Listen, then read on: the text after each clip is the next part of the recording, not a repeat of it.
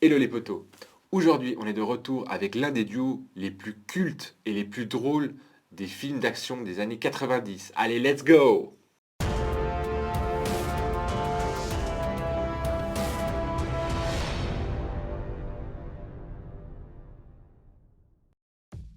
On se retrouve donc aujourd'hui avec Bad Boys for Life, à savoir le troisième Bad Boys. Cette fois-ci, il a été réalisé par Adil El Arbi et Bilal Fallah. Alors, c'est des réalisateurs qui ont pour habitude de travailler ensemble, puisqu'ils ont réalisé déjà ensemble, par exemple, Black ou Panzer. Concernant les acteurs principaux, on a tout d'abord, nous revient dans son rôle de Mike Lowry, Will Smith. Alors, Will Smith, je ne vais pas vous faire toute sa filmographie parce qu'elle est longue, mais c'est par exemple la trilogie des Men in Black, Je suis une légende, ou plus récemment, il est apparu dans l'excellent film Gemini Man, un film sur lequel d'ailleurs j'ai fait une critique, vous pouvez trouver la vidéo sur ma chaîne. Le deuxième acteur, c'est Martin Lawrence, qui joue le rôle de Marcus Burnett. Alors moi je l'ai connu à travers de Bad Boys 1 et 2, cet acteur-là, mais je l'ai aussi vu dans Big Mama, je l'ai vu aussi dans Flic de haut vol, et puis il fait aussi des voix, des doublages, puisqu'en fait il fait le doublage de Bog, le grizzly dans Les Rebelles de la Forêt. La troisième actrice, c'est Vanessa Hudgens qui joue le rôle de Kelly. Alors Vanessa Hudgens, on la connaît plutôt comme pour sa carrière de chanteuse, mais franchement elle est apparue dans des films assez gros budget et connus, puisqu'elle était dans Machete Kills, aux côtés de Danny Trejo. Elle était dans Polar, aux côtés de l'incroyable Mads Mikkelsen, et elle a aussi été dans le film qui a super bien marché, Sucker Punch. Donc voilà pour les acteurs principaux, on passe maintenant à l'intro du film. Et en fait, d'entrée, on se retrouve avec une femme. En fait, elle est enfermée dans une prison de haute sécurité pour femmes, et elle va réussir à s'enfuir grâce à l'aide de son fils. Et ensemble, on ne sait pas trop pourquoi, ils vont décider d'éliminer tous les gens qui étaient incriminés dans la mort de son mari à elle et donc du père du gamin. Et dedans, il y a Mike et Laurie, donc Will Smith. Donc voilà pour l'intro de base. On passe maintenant directement à la critique et je commence avec Will Smith. Mais en fait, au lieu de commencer avec Will Smith, je vais commencer avec Will Smith et Martin Lawrence. Parce qu'en fait, je trouve que ce duo-là, moi, il me fait penser un petit peu au duo des années 90 mythiques, des comédies d'action. Comme par exemple, il y avait Mel Gibson et Danny Glover dans L'Arme Fatale. C'était un duo mythique. Par exemple, il y avait à l'époque aussi, je ne me souviens plus de nos acteurs, mais en tous les cas, dans le film Beverly Hills, voilà, il y avait Axel Foley, Eddie Murphy, il y avait Bill Rosewood et Taggart. C'était les trios vraiment références cultes de la comédie d'action des années 90. Et ben voilà, je trouve que Will Smith et Martin Lawrence sont deux acteurs, quand ils jouent ensemble, il y a quelque chose, il y a une osmose, il y a quelque chose entre les deux. Et on sent qu'en fait, presque que c'est naturel, en fait. Et c'est super kiffant, surtout quand on a déjà vu Bad Boys 1 et 2, de voir qu'ils sont autant à l'aise dans leur rôle de nouveau, après autant d'années d'absence, ils sont aussi à l'aise dans leur rôle, et que leur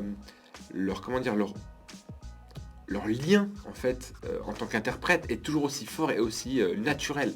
C'était super agréable de les voir jouer, vraiment tant dans les phases d'action, dans les phases humoristiques où ils s'envoient des vannes les deux. Franchement, c'était un kiff total de les revoir ensemble, quoi. Après, Vanessa Hudgens, ben voilà, elle incarne un petit peu la jeune fliquette qui fait partie des jeunes recrues de police qui sont plutôt des millennials, on va dire ça comme ça. D'ailleurs, Fala et El Arbi, donc les réalisateurs, se prennent un malin plaisir quand même, un petit peu caricaturer cette génération.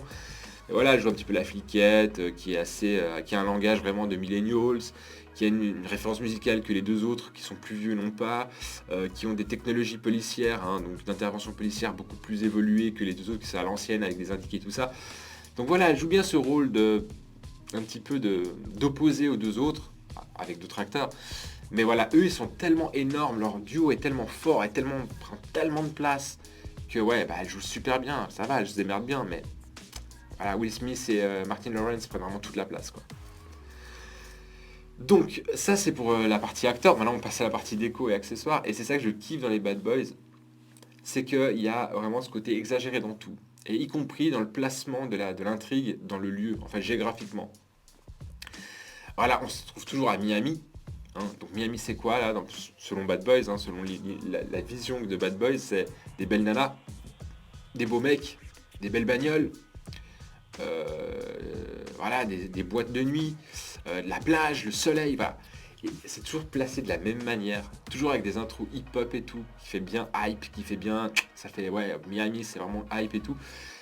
Et voilà, je kiffe en fait, parce que c'est assumé. C'est pas le truc genre, c'est caricatural mais assumé, voilà. C'est ça que j'ai kiffé. Accessoires pareil, les belles bagnoles, genre typiquement, bah voilà, on retrouve Mike au côté, enfin, au volant d'un super bolide. Dans le premier c'était une Porsche, dans le deuxième c'était une Ferrari, là il se retrouve avec une Porsche de nouveau.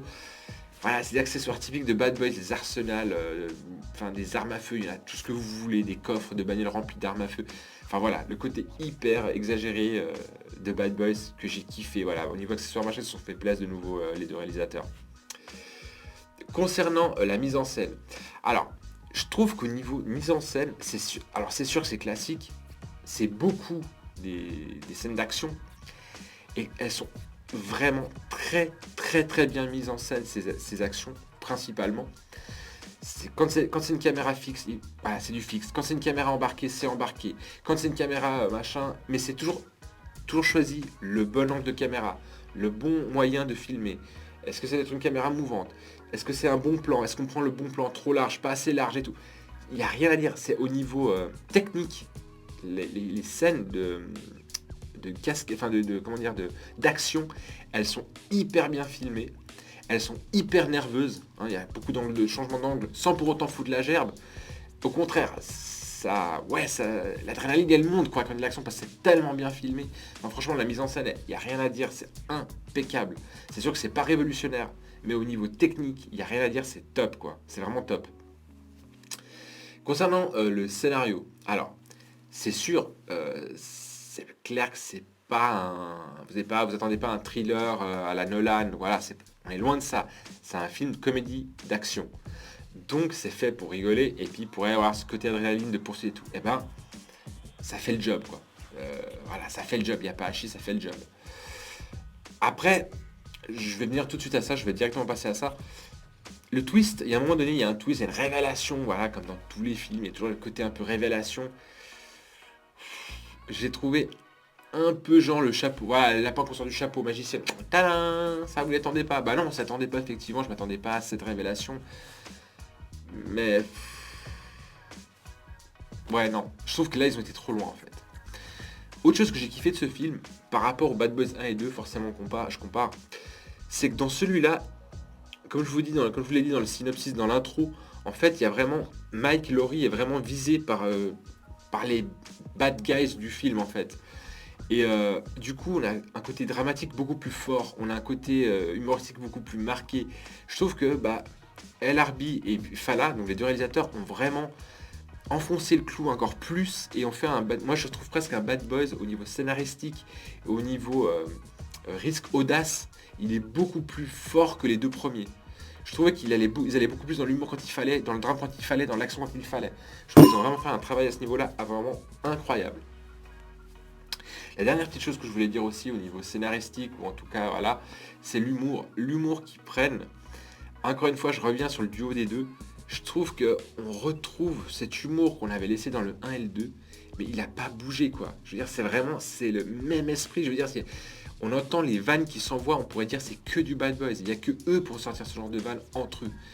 Et voilà, le fait de, pareil avec l'humour, de travailler sur le fait que eux, c'est de la vieille école, et puis qu'on a les petits jeunes qui viennent d'arriver, c'est très bien, c'est jamais lourd en fait. Voilà, cette espèce de conflit entre la vieille génération et la nouvelle génération. Il n'y a rien à dire. Franchement, au niveau scénaristique, c'est classique, mais c'est un comédie d'action, c'est qui est normal donc. Mais après, les angles d'humour sont excellents. Il y a des contre-pieds dans l'humour, on a l'impression qu'on suit une scène dramatique, et en fait, derrière, on se rend compte qu'elle est drôle, ou à l'inverse. Franchement, les deux réalisateurs, là, franchement, ils ont fait du travail de fou furieux. Ils ont fait un Bad Boys 3, mais digne des deux premiers, quoi. Si ce n'est presque même mieux, je trouve. Ensuite, on passe à ce qui est cascade d'effets spéciaux. Alors, je commence par les effets spéciaux. Alors, effets spéciaux numériques, il y en a très peu. Il y a peut-être 2-3, je sais pas, une douille qui passe devant la caméra, ou je sais pas, un dérapage sur une voiture qui forcément est irréalisable en vrai. Donc, il y en a peut-être une ou deux scènes. Mais c'est principalement du mécanique. Genre, et puis c'est principalement du mécanique qui est très exagéré. Vous savez, c'est vraiment le gars il tire sur un pneu, il y a la voiture qui explose, qui fait 40 tonneaux en l'air, quoi. Mais c'est du Bad Boys. Donc c'est caricaturé, mais c'est du Bad Boys. C'est normal que ça fasse ça, quoi. Donc voilà, les cascades, des effets spéciaux, c'est plutôt du mécanique. Et les cascades, pareil. Moi, j'ai comparé, honnêtement, un autre film d'action comme ça que j'ai vu, c'était Fast and Furious Hobbs and Shaw. Et ben, je trouvais que genre les scènes de poursuite en bagnole et tout, en caisse, elles étaient 1000 fois plus, je sais pas comment dire, mais vraiment plus émoustillantes, je sais pas, plus cool dans Bad Boys for Life que dans Hobbs and Shaw. Et pourtant Hobbs and Shaw, enfin, Fast and Furious à la base quand même, leur fond de commerce, ça reste quand même les poursuites en bagnole, quoi, ça reste des voitures. Là, c'était les scènes de poursuite, elles étaient 1000 fois mieux faites, 1000 fois mieux filmées, 1000 fois plus cohérentes, presque pas trop exagérées en étant exagérées. C'était parfait, quoi. Il n'y avait rien à dire. Les cascades dans ce film, c'est une référence. Alors, encore une fois, si je compare par exemple Will Smith, alias Mike Lowry, c'est pas genre Jason Statham, je crois qu'il fait chaud, en tout cas dans machin. Franchement, chaud donc Jason Statham dans Fast and Furious, le gars il est invincible. Tu lui fous une pêche, le gars il bouge pas. Will Smith, ouais, il peut se prendre des pans, mais au lieu que ce soit dramatique, en fait ça en fait un moment rigolo quand il se prend une tarte à la gueule, quoi. Je sais pas, j'ai trouvé que c'était... si je comparais les deux films au niveau action, si je prends que l'action en tout cas, Bad Boys for Life est largement au-dessus, mais très largement, tant dans sa mise en scène que dans la réalisation des cascades. Franchement, il n'y a rien à dire. Dernière chose, la BO. Alors ici, forcément, on a une BO très hip-hop latino un peu. Voilà, un hip-hop mélangé avec voilà, des rythmes assez latinos, assez voilà, mais à Miami quoi. Et je trouve que c'est des morceaux quand ils passent, souvent ils sont d'ailleurs en présentation d'une partie de la ville, avec genre soit des voitures de sport pardon, qui passent devant les en gros plan sur la caméra, sur des nanas qui dansent, sur des dance floors et tout. Et voilà, c'est le côté très Miami quoi, hip-hop latino. Et on a le fameux thème principal de Bad Boys, vous savez, Bad Boys, what you gonna do. Enfin bref, elle y est. Et forcément, elle devait revenir. Et en plus, dedans, elle sert aussi, à un moment donné, comme béquille pour l'humour. Ils vont l'utiliser, cette musique va être un moment, l'objet, en tout cas au centre de quiproquo entre jeunes et vieux. Je vous en dis pas plus, je vous laisse regarder. Donc voilà, excellente musique, hyper hypante, avec les morceaux principaux qu'on connaissait des deux premiers. Franchement, au niveau de la musique, du placement de la musique et des choix, parfait. Donc en conclusion, qu'est-ce que je peux te dire de ce film? Franchement, si vous n'avez pas vu les deux premiers, mais regardez-les et foncez regarder celui-là. Et vous allez comprendre quand je vous dis qu'il y a des références au 1 et 2 sans être du fan service. Il y a le même humour, on a une évolution des deux personnages, tant individuels que dans leur duo. Franchement, j'ai presque envie de dire que c'est presque mon préféré des trois. Presque envie de le dire. Je vais pas le dire parce que je peux pas faire de choix en fait entre les trois. Il est excellent. Foncez voir le 3 si vous avez vu le 1 et le 2. Mais avant de voir le 3, franchement regardez le 1 et le 2 et vous regardez le 3 et vous verrez l'évolution, elle est juste magique. Donc voilà, j'ai fait le tour du film. J'espère que vous avez kiffé ma critique. Si c'est le cas, vous n'hésitez pas, hein, vous fusillez le petit pouce bleu et vous n'oubliez pas de partager la vidéo avec vos proches. N'oubliez pas aussi de vous abonner à ma chaîne et d'activer la petite cloche des notifications pour être au courant de mes prochaines vidéos. On va passer maintenant à la partie spoil. Pour ceux qui ne veulent pas avoir de spoil, on se dit déjà bye bye. Et pour les autres, on se retrouve juste après l'alerte.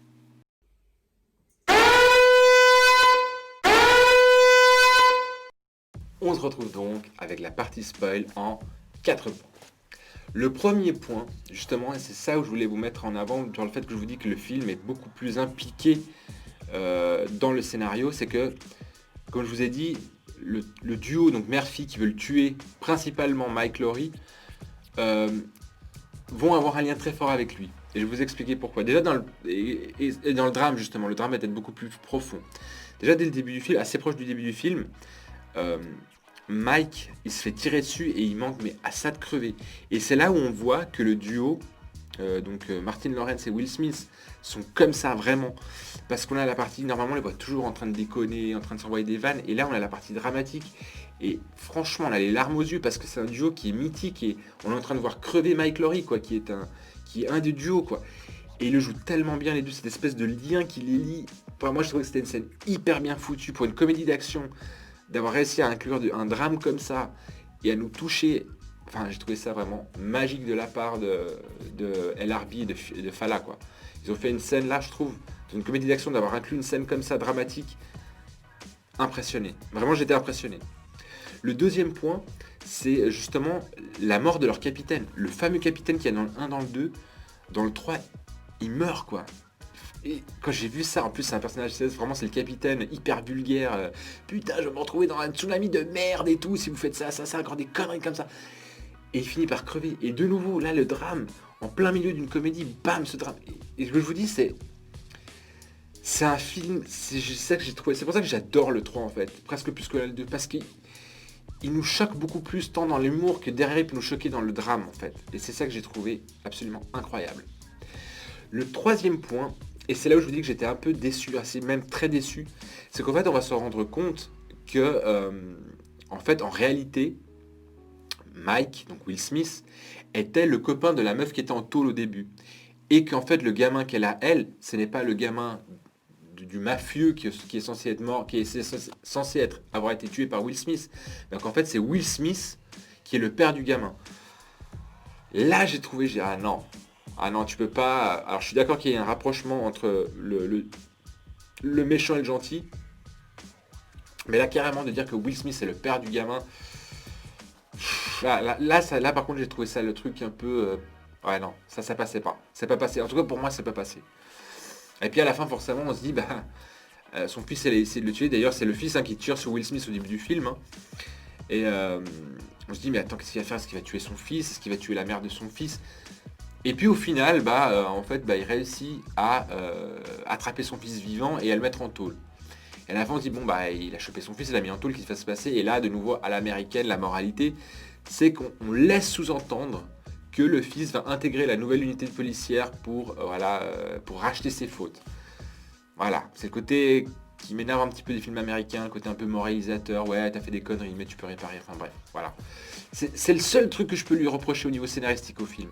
Mais sinon, c'est un superbe film de comédie d'action, franchement. Donc voilà, c'est les spoils que je voulais vous donner. Il y a plein d'autres choses à découvrir bien évidemment du film. Si vous avez kiffé ces spoils, vous n'hésitez pas, vous savez déjà quoi faire. Mais en attendant, prenez soin de vous et bye bye.